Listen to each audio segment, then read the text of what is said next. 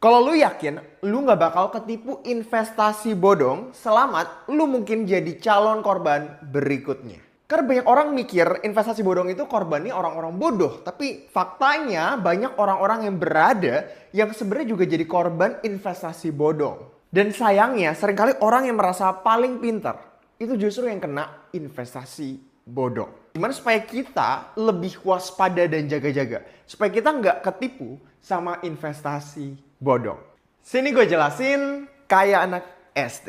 Jadi pertanyaannya bukan tentang siapa yang pintar, tapi pertanyaannya kenapa orang yang pintar itu bisa jadi korban investasi bodong. Pertama, ya pola yang paling utama yang kita ngeliat itu adalah janji. Ya, pasti ada iming-imingan janji return yang tinggi.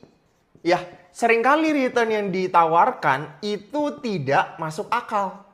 Ya, janji yang ditawarkan oleh investasi bodong itu dia menawarkan janji return yang tinggi.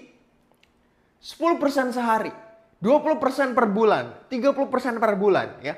Angka-angka yang sangat tinggi dan masalahnya bukan cuma returnnya yang tinggi, tapi dia apa? Dia jamin ini pasti fix akan naik ya. Semua orang yang bilang ini udah pasti naik. Ini udah pasti works. Lu nggak harus tahu alasannya. Lu nggak harus tahu cara kerjanya. Lu cuma perlu taruh duit. Dia fix akan kasih return yang tinggi. Investasi bodong seringkali bilang, ini nggak ada resikonya. Tapi lu bisa dapat 20% per bulan.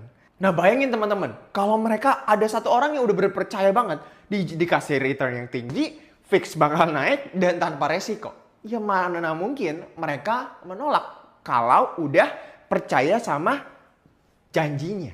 Istilah risk adjusted return. Makanya ada istilah Sharpe ratio. Ya. Nah seringkali ya karena mungkin ya mereka bisa somehow nih. Kok bisa ya kemakan sama janji ini? Nah kita mau pelajarin kenapa orang bisa jatuh sama janji ini. Nah kalau lu yakin lu nggak bakal ketipu investasi bodong, selamat, lu mungkin jadi calon korban berikutnya. Karena banyak orang mikir investasi bodong itu korbannya orang-orang bodoh. Tapi faktanya banyak orang-orang yang berada yang sebenarnya juga jadi korban investasi bodong. Dan sayangnya seringkali orang yang merasa paling pintar itu justru yang kena investasi bodong. Gimana supaya kita lebih waspada dan jaga-jaga. Supaya kita nggak ketipu sama investasi bodong. Sini gue jelasin kayak anak SD. Jadi pertanyaannya bukan tentang